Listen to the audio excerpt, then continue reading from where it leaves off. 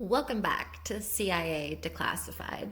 Today we leave the surface world behind. In the 1950s, the Cold War was a game of chess played on a global scale, but some of the most dangerous moves were made beneath the waves. The agency realized that if they wanted to cripple the Soviet war machine, they had to be able to strike where it felt safest, in the fortified harbors of Sevastopol and Vladivostok. I think I'm pronouncing those correctly. Here's a quick spelling. Sevastopol and Vlad, V-L-A-D, Ivostok.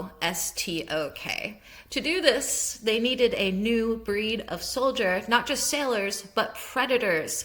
This was Project SEAWOLF. SEAWOLF was the CIA's answer to the challenge of maritime sabotage. It wasn't just about swimming, it was about weaponizing the water itself. Project SEAWOLF was a specialized paramilitary training program designed to prepare officers for clandestine maritime operations, including harbor penetration and limpet mine placement. A quote from a Declassified Office of Strategic Services training manual. The underwater operative must move without wake or bubble, becoming an extension of the current until the target is within reach. End quote. Training took place in isolated lagoons in the Florida Keys and at a secret facility on Santa Rosa Island.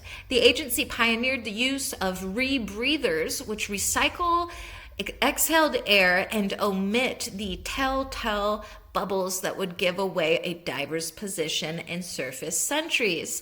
Divers in the program were trained to remain submerged for up to 6 hours at a time, navigating solely by the phosphorescence of the water and mechanical compasses. Project SEAWOLF agents were taught to attach limpet mines, explosive devices with magnetic bases, to the hulls of ships while avoiding sonar detection. A quote from the former director of operations, Desmond Fitzgerald. "We didn't just want divers, we wanted ghosts who could sink a battleship and vanish before the first bubble hit the surface." End quote. The program tested underwater sleds, early versions of the swimmer delivery vehicle to transport agents long distances from offshore submarines to harbor entrances. Agents were required to undergo hypobaric conditioning, spending days in pressurized chambers to increase their tolerance for the crushing depths of the North Atlantic.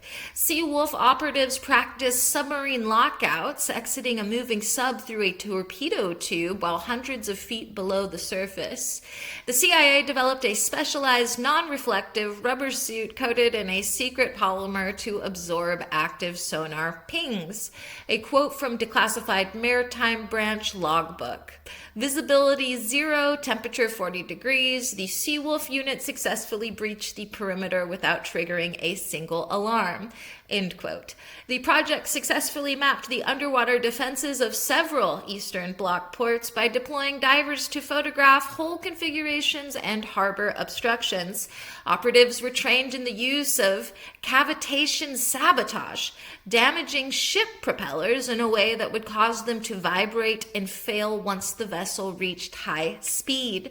Project SEAWOLF utilized trained dolphins to assist in locating underwater mines and to act as decoys for enemy sonar operators. Agents were taught to use underwater high-pressure torches to cut through anti-submarine nets made of reinforced steel. The program developed a series of silent signals using low-frequency light strobes that were invisible to the naked eye, but could be seen through specialized goggles. SEAWOLF units were deployed in the South China Sea to intercept and inspect maritime cargo without the crew ever knowing the ship had been boarded.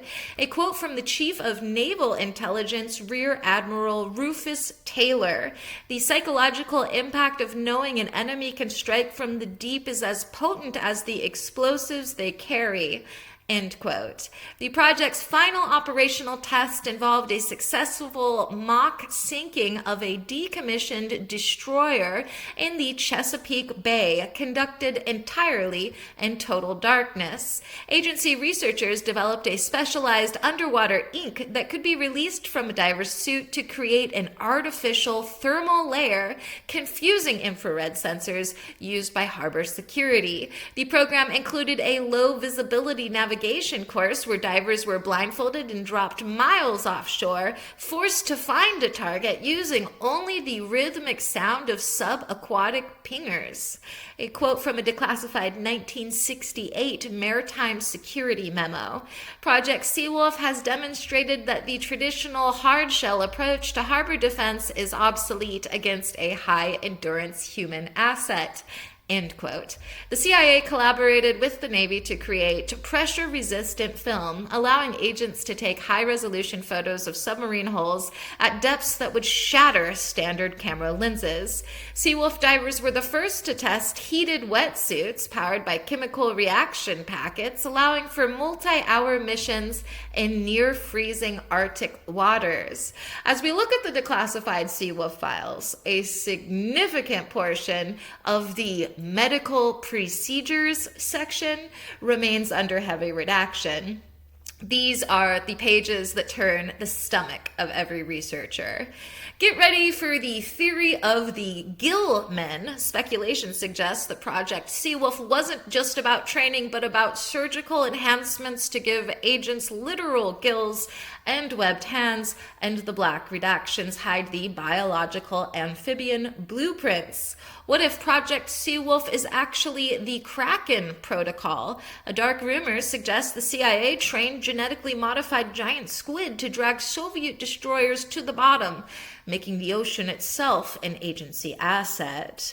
Could the agency be using pressure-induced rage? Speculation suggests the black bars in the SEAWOLF files hide a chemical compound added to the divers' oxygen tanks that turns them into fearless, unfeeling, killing machines the moment they hit 60 feet of depth. Whispers from the deep suggest the redactions cover the Atlantis blueprint. The theory claims SEAWOLF was actually a project to build permanent airlocked cities on the ocean floor to hide a shadow government, and the black bars hide the structural schematics for the base.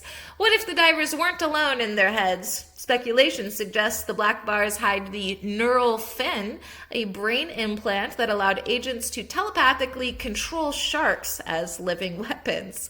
Brace for the theory of the trench travelers. Some claim the redactions hide evidence that SEAWOLF divers discovered a gateway to the center of the Earth in the Mariana Trench, and that the CIA is currently in a Cold War with a subterranean race.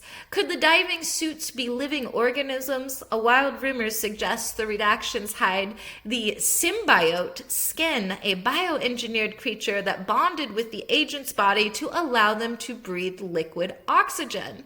Some believe the redactions hide the Leviathan Treaty. Speculation posits that the agency captured a prehistoric sea monster, and the blacked out pages are the records of its training as an underwater guard dog for naval bases.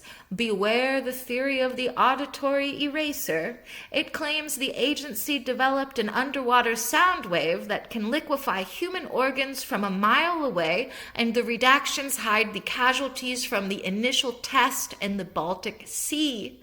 Some speculate the black bars hide the tsunami key. The theory is that SEAWOLF divers planted nuclear charges on major fault lines to trigger artificial waves on command, and the redactions are the activation codes.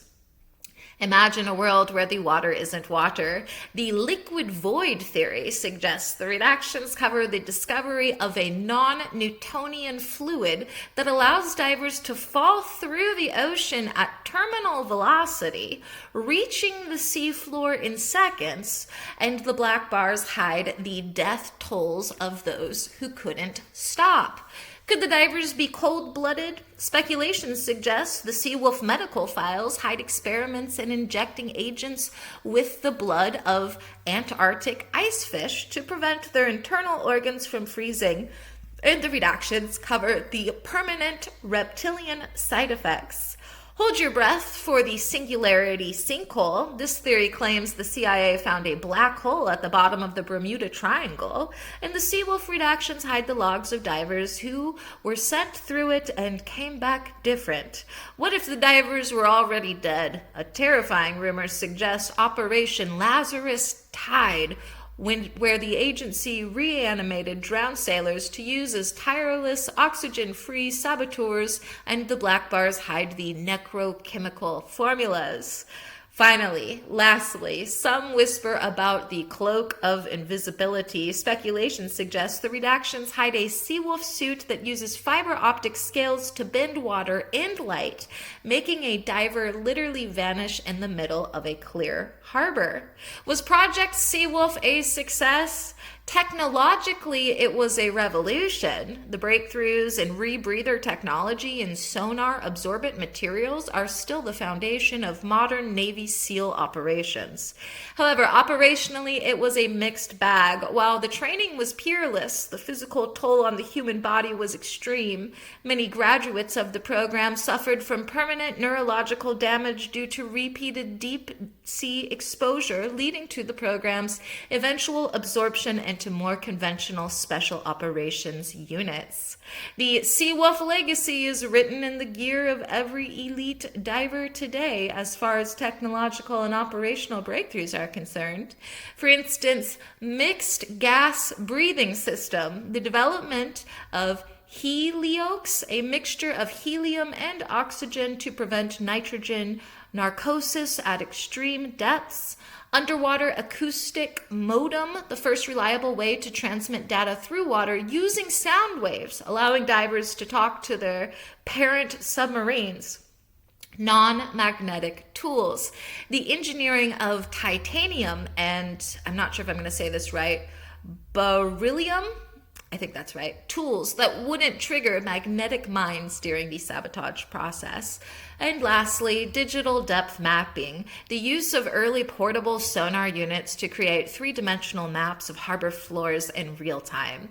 Project SEAWOLF proved that there is no place on Earth, not even the crushing dark of the abyss, where the agency cannot reach. The next time you look at the calm surface of the ocean, remember, the real danger is what you can't see coming from below. Thanks for listening. Be sure to join us next time about an episode I'm particularly excited about. We're going to examine Operation Glow Fox. The shadows are moving and they're glowing. We'll uncover a psychological warfare plan so bizarre it sounds like a fairy tale. The OSS and the CIA plan to paint wild foxes with a radiostatic chemical to trick entire villages into believing they were being hunted by demons. Join us next time for the Foxes of the Apocalypse. In the meantime, I'll see you in the archives.